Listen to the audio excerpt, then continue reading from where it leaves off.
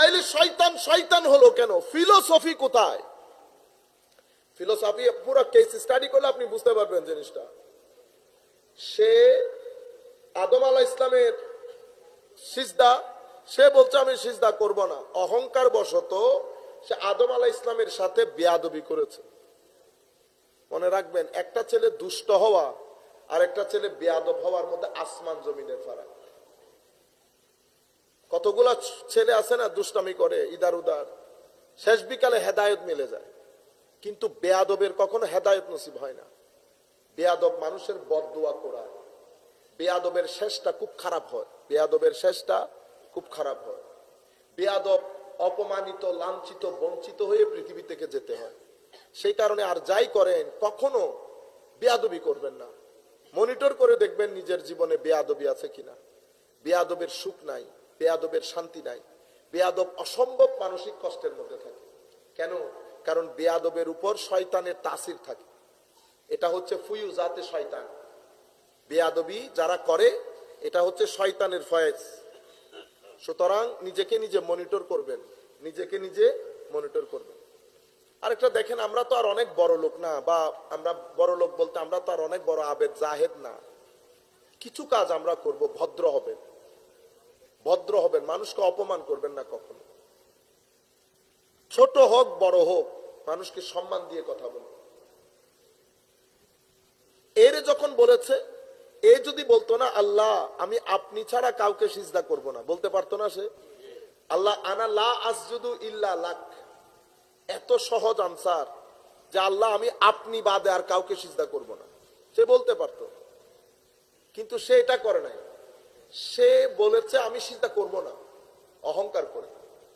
তো আমার আদম আলাইহিস সালাম এই শানে নবুয়তে বেয়াদবির কারণে আমার আল্লাহ তাকে বের করে দিয়েছে। বের করে দেওয়ার পরে সে আল্লাহকে চ্যালেঞ্জ করে, বের করে দিচ্ছেন তো আমি আপনাকে কথা দিচ্ছি আমি সিরাতুল মুস্তাকিমের উপরে বসা থাকবো, উপরে বসা থাকবো, ডানে বামে না। লা কুদান্না লাহুম সিরাতাকাল মুস্তাকিম। আমি আপনার বান্দা যারা এই রাস্তায় আসবে সামনে পিছনে ডানে বামে হামলা করব। সুম্মা লা আতিয়ান্না মিন বাইনি আইদিহিম ওয়া মিন খালফিহিম ওয়া আন আইমানিহিম ওয়া আন শামাইলিহিম ওয়া লা তাজিদু আকসারাহুম শাকিরিন। আপনি তাদের বেশিরভাগকে সিরাতুল মুস্তাকিম থেকে আমি পথভ্রষ্ট করব। চ্যালেঞ্জ করতেছে আল্লাহর দরবারে। এখন শয়তান সিরাতুল মুস্তাকিমের উপর যিনি বসে থাকেন উনি কখনো আপনাকে কুফরের কথা বলে পথভ্রষ্ট করবেন না। উনি আপনাকে দিন দেখায়ে বেদিন বানাবেন, দিন দেখাইয়া বেদিন। কারণ সিরাতুল মুস্তাকিমের লোক আপনাকে তো আর অন্য ধর্মের উপাসনা শিখাবে না। সিরাতুল মুস্তাকিমের লোক আপনার মন মেজাজ অনুযায়ী আপনাকে ওয়াসওয়াসা দিবে। সেই জন্য মুফাসসিরিনে কেরাম যখন তাফসীর করেছেন যে শয়তানের সামনের হামলাটা কিসের উপর হবে, তো ওনারা বলছেন শয়তানের সামনের হামলাটা আকীদার উপর হবে। হয় আপনার আকীদাকে গডলেস করবে, নতুবা আপনার আকীদাকে প্রফেটলেস করবে। কেন? কারণ আপনার আকীদার মধ্যে দুইটা জিনিস অসম্ভব গুরুত্বপূর্ণ। একটা হচ্ছে লা ইলাহা ইল্লাল্লাহ, আর একটা হচ্ছে মুহাম্মাদুর রাসূলুল্লাহ সাল্লাল্লাহু আলাইহি ওয়াসাল্লাম।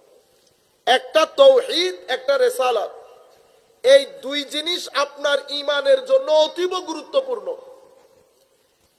সে আধুনিকতা দর্শন এই উল্টাপাল্টা বিষয় বলে তার স্টাইলে একটা পরিস্থিতি ক্রিয়েট করে আপনার আকীদাকে গডলেস করে পরকাল থেকে আপনাকে বিমুখ করবে, কবর হাসর।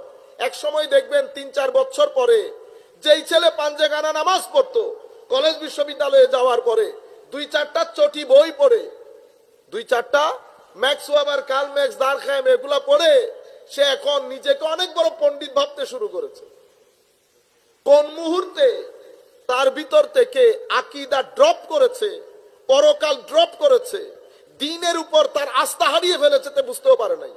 তাকে আর নবী পর্যন্ত নিয়ে যেতে হয় নাই, প্রথম হামলার মধ্যে কাবু হয়ে গেছে।